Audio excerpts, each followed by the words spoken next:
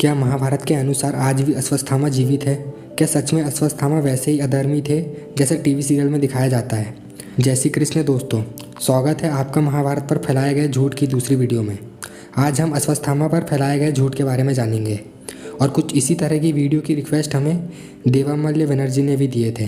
तो सबसे पहले हम जानेंगे अश्वत्थामा का चरित्र कैसा था।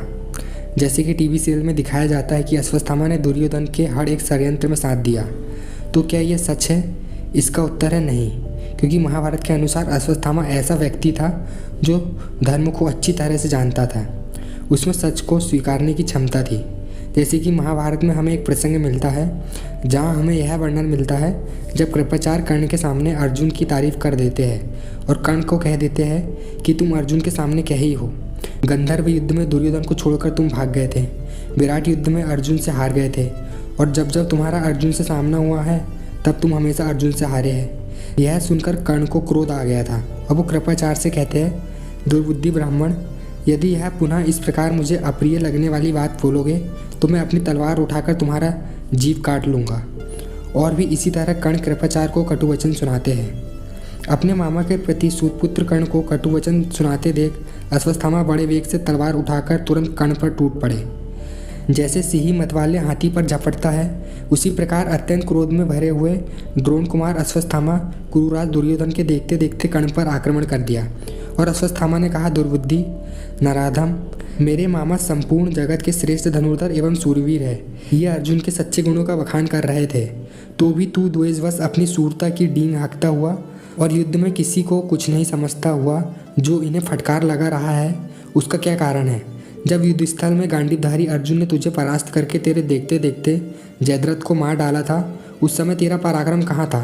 तेरे वे अस्त्र शस्त्र कहाँ चले गए थे जिन्होंने सम्रांगण में पहले साक्षात महादेव जी के साथ युद्ध किया है? उन्हें केवल मनोरथ द्वारा जीतने की तू व्यर्थ इच्छा प्रकट कर रहा है, जो संपूर्ण शस्त्रधारियों में श्रेष्ठ तथा श्री कृष्ण के साथ रहने पर जिन्हें इंद्र सहित संपूर्ण देवता और असुर भी नहीं जीतने का सामर्थ्य रखते, उन्हीं लोग के एकमात्र अपराजित वीर अर्जुन को जीतने के लिए इन राजाओं सहित तेरी क्या शक्ति है? तो अश्वत्थामा कर्ण को मारने जा ही रहा था, उतने में उन्हें दुर्योधन और कृपाचार्य रोक लेते हैं। तो दोस्तों, ये प्रसंग मैंने आप सभी को इसलिए बताया है ताकि आप लोग जान सके कि अश्वत्थामा का चरित्र कैसा था, उसका पांडवों और अर्जुन के प्रति क्या विचार थे।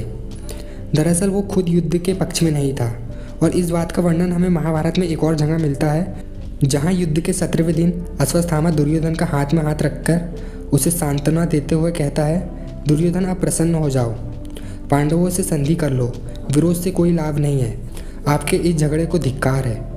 तुम्हारे गुरुदेव अस्त्र विद्या के महान पंडित थे, साक्षात ब्रह्मा जी के समान थे, तो भी वह इस युद्ध में मारे गए। यही दशा भीष्म आदि महारथियों की भी हो गई है।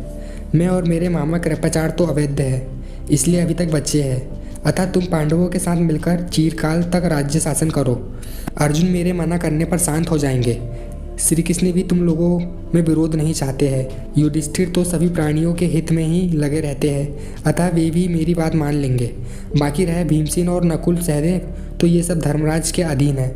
इस प्रकार पांडवों के साथ तुम्हारे संधि हो जाने पर सारी प्रजा का कल्याण होगा। फिर तुम्हारी इच्छा से शेष सगे संबंधी भाई बंधु अपने अपने नगर को लौट जाएंगे और समस्त सैनिकों को भी युद्ध से छुट्टी मिल जाएगी। नरेश्वर, यदि मेरी बात नहीं सुनोगे तो निश्चय ही युद्ध में शत्रुओं के हाथ मारे जाओगे और उस समय तुम्हें बड़ा पछतावा होगा। तो दोस्तों, अश्वत्थामा भी काफ़ी समझदार था, लेकिन आज टीवी सीरियल में उसे बहुत ही गलत तरीके से प्रस्तुत किया जा रहा है। और अश्वत्थामा काफ़ी पराक्रमी भी था, जिसने युद्ध के 15वें दिन नारायण अस्त्र और आग्नेय अस्त्र चलाकर अत्यंत तबाही मचाया था। देखो, मैं इस वीडियो के माध्यम से महाभारत के प्रति जो झूठ फैलाया जा रहा है वो बता रहा हूँ। अश्वत्थामा ने युद्ध के 18वें दिन तक उसका चरित्र काफ़ी अच्छा था, लेकिन उसने रात्रि में पांडवों के शिविर में जो हमला किया था वो महाभारत के युद्ध में अभी तक का किया गया सबसे ज़्यादा नीच कार्य था। और जो अंतकाल में उत्तरा के गर्भ में उसने जो ब्रह्मशीर लगाकर जो हरकत किया था वो भी बहुत ज़्यादा नीच किस्म की थी, जिसकी उसे सजा भी मिली थी। जहाँ भगवान श्री कृष्ण ने उसे श्राप दिया और कहा, तू इस पाप कर्म का फल प्राप्त कर ले, आज से 3000 वर्ष तक तू इस पृथ्वी पर भटकता फिरेगा, तुझे कभी कहीं और किसी के साथ भी बातचीत करने का सुख नहीं मिल सकेगा, तू अकेला ही निर्जन स्थानों पर घूमता रहेगा। ओ नीच, तू जन समुदाय में नहीं ठहर सकेगा, तेरे शरीर में पीप और लहू का दुर्गंध निकलती रहेगी। अंततः तुझे दुर्गम स्थानों का ही आश्रय लेना पड़ेगा। तो भाइयों, इस प्रकार अश्वत्थामा को श्राप मिला था। मतलब जो लोग कहते कि अश्वत्थामा आज भी जीवित है, यह हो नहीं सकता, क्योंकि उसे सिर्फ 3000 वर्ष का श्राप मिला था और महाभारत को आज से 5000 साल से ज़्यादा हो गया है। तो दोस्तों, यह हमारी दूसरी वीडियो थी महाभारत पर फैलाई गई भ्रांतियाँ पर। अगर आपने पहली वाली वीडियो नहीं देखे है तो मैंने उस वीडियो की लिंक डिस्क्रिप्शन बॉक्स में डाल दिया है, आप चाहे तो देख सकते हैं। और वीडियो को लाइक और चैनल को अवश्य सब्सक्राइब करना। धन्यवाद।